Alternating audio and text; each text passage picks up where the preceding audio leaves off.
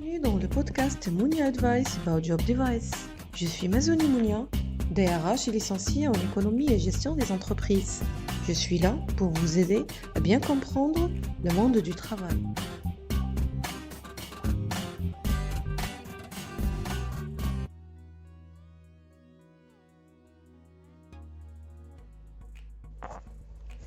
Assalamu alaikum. Bonjour tout le monde. Alors aujourd'hui, on va aborder le sujet de la lettre de motivation. Donc la fameuse lettre de motivation. C'est quoi la lettre de motivation? Donc la lettre de motivation est également appelée lettre de candidature ou bien lettre d'accompagnement. C'est un outil essentiel pour structurer son discours ou bien son argumentaire lors de l'entretien d'embauche. Elle doit être concise, personnalisée et rapide à lire. Elle est jointe en général à un CV.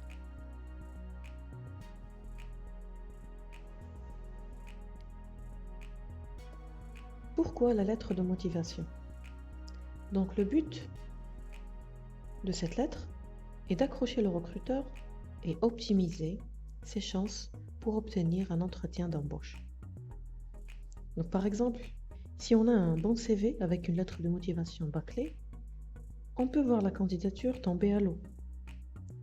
Au contraire, un CV moyen ou avec peut-être peu d'expérience avec une lettre de motivation convaincante peut obtenir un entretien. Donc votre lettre doit convaincre le recruteur à examiner votre CV et à vous inviter en entrevue. Cette lettre est peu à peu remplacée par un message électronique ou bien un email. Vous avez donc le choix entre une lettre de motivation manuscrite ou bien un email de motivation. Donc cette lettre ne doit pas être du copier-coller de votre CV. Il faut vraiment éviter de faire cette erreur de copier ce qui est écrit sur votre CV et de le mettre encore une deuxième fois sur votre lettre de motivation. Donc cette lettre, c'est l'occasion de mettre en avant les qualités que vous n'avez pas pu mettre sur votre CV. Elle sert à valoriser ce qui n'apparaît pas sur votre CV. La lettre de motivation doit être précise, concise et accrocheuse, adaptée au poste et à l'entreprise, courte, ça veut dire maximum une page. Elle doit être aussi structurée, démontrer votre motivation en faisant le lien réel entre vous, le poste et l'entreprise. Elle doit être donc présentée de façon à refléter votre personnalité et non un résumé du CV. On le redit encore une fois, la lettre de motivation, ce n'est pas le copier-coller du CV.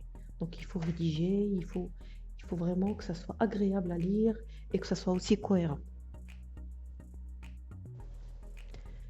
3 étapes à suivre avant de rédiger votre lettre. Premièrement, il faut étudier l'entreprise à laquelle vous voulez postuler.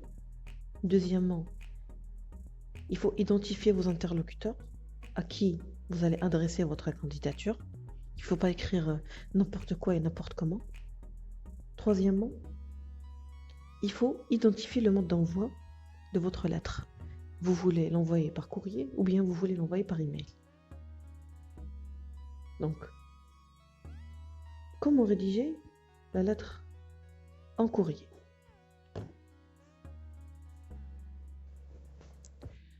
Donc, la lettre de motivation doit répondre à une structure précise, à une structure d'un courrier qu'on adresse à une administration ou bien qu'on adresse à un employeur tout court. Donc, pour commencer, premier critère, c'est l'en-tête. Ça veut dire, vous devez mettre votre nom et prénom, votre contact téléphonique, votre adresse personnelle. Donc voilà, donc l'en-tête, il faut mettre les coordonnées nécessaires. Donc pour commencer aussi, il ne faut pas oublier de mettre la phrase d'accroche. La phrase qui va accrocher le recruteur et qui va l'inciter à continuer à lire votre lettre et à lire par la suite votre CV. Donc, vous pouvez utiliser, par exemple, vous commencez votre lettre par à la recherche d'un emploi, je me permets de vous proposer mes services en tant que, et vous pouvez citer le poste. Ou bien, par exemple, par une histoire personnelle. Par exemple, c'est à l'âge de 5 ans que j'ai conduit mon premier avion avec mon père, et ainsi de suite. Donc, par exemple, vous pouvez aussi commencer par un fait réel. Par exemple, vous dites le droit et l'économie sont ma passion. Après un master en économie et plusieurs stages et expériences, je sollicite ma candidature au sein de votre entreprise. Donc ça veut dire que vous montrez que votre carrière académique, par exemple, elle correspond très très bien au poste et aux exigences du poste proposé par l'entreprise. Ça, par exemple. On arrive au corps de la lettre. Donc, il faut mettre en avant les compétences et les qualités qui rendent cet emploi évident ou bien qui va être fait pour vous. Donc, il faut tenter en vérité de créer un lien entre vous et l'entreprise. Il faut par exemple citer une de vos expériences qui ressemble à celle demandée par exemple. Vous pouvez mentionner les outils professionnels en commun que vous utilisez et les ambitions communes.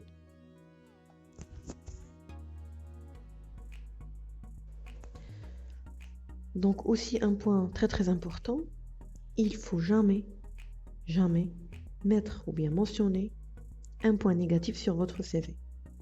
Il ne faut pas utiliser aussi par exemple, il ne faut pas utiliser malgré le fait que ou bien que ou malgré que. Il faut vraiment éliminer tout point négatif ou toute sensation négative sur votre lettre.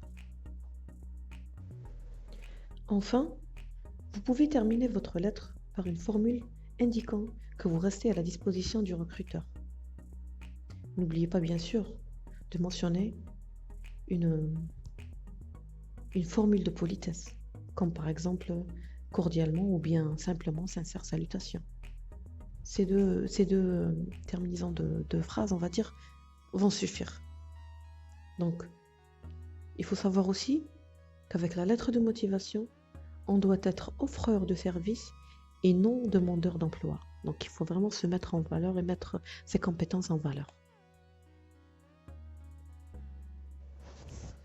Donc, dernier conseil, évitez les fautes d'orthographe, optez pour des phrases courtes et surtout ne pas mettre le mot motivé ou bien dynamique. C'est vraiment votre lettre qui doit vraiment le montrer. C'est pas en utilisant les mots que le recruteur va sentir votre motivation et votre dynamisme. Il faut que ça se sente autrement. Donc bien sûr, il ne faut pas oublier d'utiliser aussi les synonymes pour diversifier votre syntaxe. En résumé donc, avant d'écrire ou bien en écrivant notre lettre de motivation, il faut d'abord que je parle de l'entreprise. Donc, en premier lieu, je parle de l'entreprise. C'est comme on va dire, la lettre de motivation, ça sert à formaliser la rencontre entre moi et l'entreprise. Donc, en premier rendez-vous, c'est pas très évident ou très intéressant que je parle de moi-même dès le début. Donc, en début de rencontre, je parle de l'entreprise d'abord. Après, je parle de moi en fonction de l'entreprise. Et puis en dernier, je parle de nous ensemble. Ça veut dire moi et l'entreprise en même temps. Donc voilà, si vous respectez cette simple structure, je suis sûre et certaine que vous allez réussir toutes vos lettres de motivation. Donc vraiment, comme dernier conseil, n'oubliez vraiment pas de personnaliser votre lettre de motivation. Évitez, s'il vous plaît, d'écrire ou bien d'envoyer des lettres toutes prêtes que vous téléchargez de l'internet et que vous faites seulement changer le nom ou la date ou je ne sais pas quoi. Parce que des fois, je reçois des lettres de motivation qui sont du copier-coller, non seulement des CV, mais aussi des copier-coller c'est-à-dire des autres candidatures. La lettre de motivation doit vraiment vous présenter, doit être quelque chose qui va vous différencier des autres candidats. Donc voilà, donc c'est ça comme conseil que je vous donne. Donc j'espère que vous allez vraiment prendre en considération.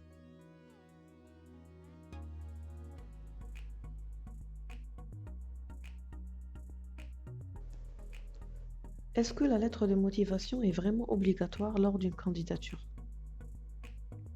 Pour ma part, en tant que recruteur, je vais vous dire non. Moi, personnellement, je ne demande jamais de lettre de motivation jointe au CV. Sauf dans quelques cas et dans quelques postes bien précis, je demande une lettre de motivation, mais je la demande sur place. Ça veut dire le jour de l'entretien, la personne, je lui demande de m'écrire ou de me rédiger une lettre de motivation. Ça va me permettre de voir déjà la créativité, de voir la rédaction, de voir les fautes d'orthographe sur place. Donc, la personne, elle est vraiment prise par surprise et elle va rédiger la lettre telle qu'elle. Parce que les personnes en général qui envoient la lettre de motivation par email ou bien par courrier, en général, ils font du copier-coller, comme je vous ai dit auparavant. Donc, c'est des lettres vraiment, on va dire, robotisées. Donc, sincèrement, pour moi, je trouve pas que c'est utile de demander une lettre de motivation, d'autant plus que je sais que la plupart des recruteurs ne prennent vraiment pas le temps de lire les lettres de motivation. C'est vraiment très, très rare. Donc, si le recruteur vous demande d'écrire une lettre de motivation, il faut le faire. Donc, il ne faut pas hésiter à le faire. Mais pour moi, comme avis personnel, je trouve qu'elle est vraiment pas utile, sauf dans quelques cas et pour quelques postes. J'espère que ces quelques conseils vont vous être utiles. Donc, n'hésitez pas à commenter et à poser toutes les questions qui vous passent par la tête. Je n'hésiterai vraiment pas à vous y répondre. Et Inch'Allah, on va préparer une autre émission qui va parler du jour J, le jour du recrutement, donc tout ce qui va avec. Donc soyez au rendez-vous et au revoir.